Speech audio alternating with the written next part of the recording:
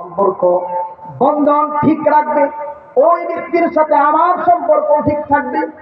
আর যে ব্যক্তি আত্মীয়তার সম্পর্ক ছিন্ন করবে, সামান্য সম্পদের জন্য বোনের সাথে কথা বলে না, সামান্য সম্পদের জন্য ভাইয়ের সাথে কথা বলে না, ভাইকে সালাম পর্যন্ত দেয় না, তার সাথে আমি আল্লাহ তাআলাও সম্পর্ক ছিন্ন করে ফেললাম।